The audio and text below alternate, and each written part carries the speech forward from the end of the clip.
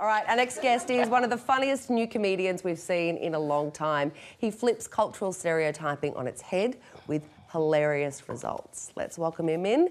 It's Nazeem Hussain, everyone.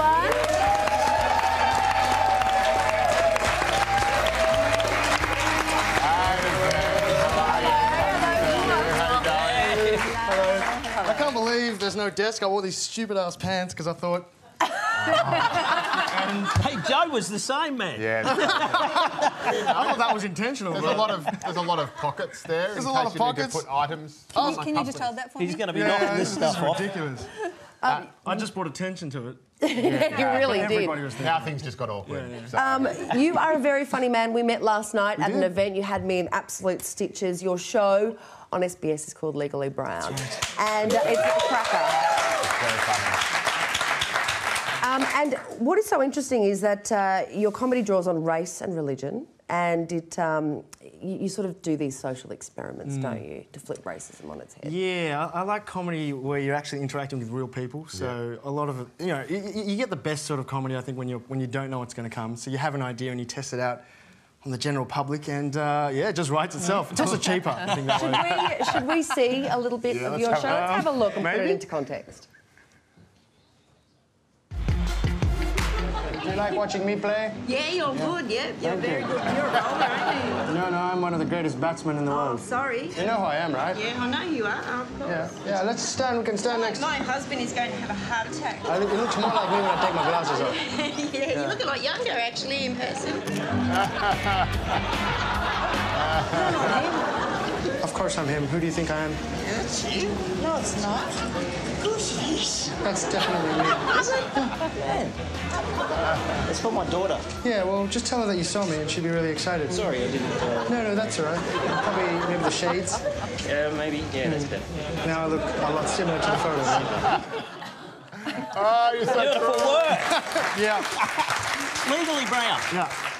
It all comes from your Sri Lankan roots. You must be enormously proud of it all. Yeah, look, my Take mum... us back there. My mum is enormously proud that I'm on television, though she would probably prefer that I be wearing a suit and still back at the office job. No, I did say I started doing stand-up, and really, as a kid, I just liked just mucking around with family and friends and just making jokes with people on the street. So this is sort of an extension of that kind of childhood idiocy. Joe, another man without a real job. Exactly. Today I'm officially a club. You are my hero. And the other thing, and we just keep seeing this over and over again, because I obviously love comedy that pushes the boundaries a bit and makes jokes about, you know, sacred cows, you know, things that everyone else goes, oh, you can't talk about that. I think comedy is the perfect way of skewering it. We've just seen Ricky Gervais, for the love of God, get in trouble from the Outrage Brigade for making a joke about how no one is posting nude photos of him on Twitter.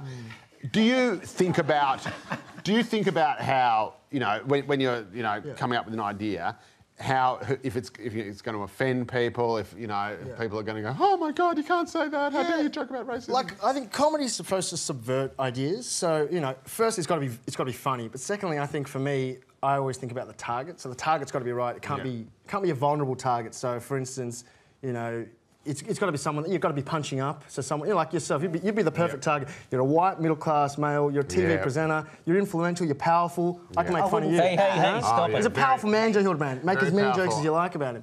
But for someone, you know, You wouldn't touch me, though. I wouldn't touch you. Do you know what I'm really interested in? Because, you know, Joe made the series Dumb, Drunk and Racist.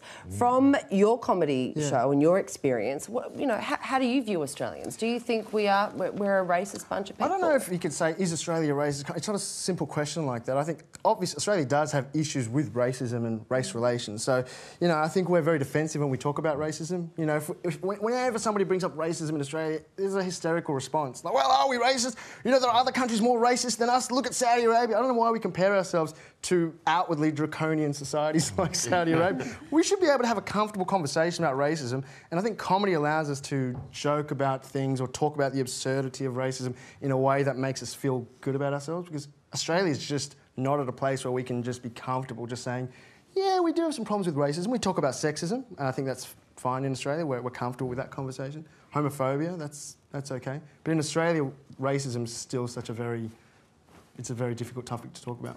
Well, a great way to get around it, as Joe said, is through comedy, and your show, Legally Brown, is White guy was right again. Joe. Legally brown, legally orange.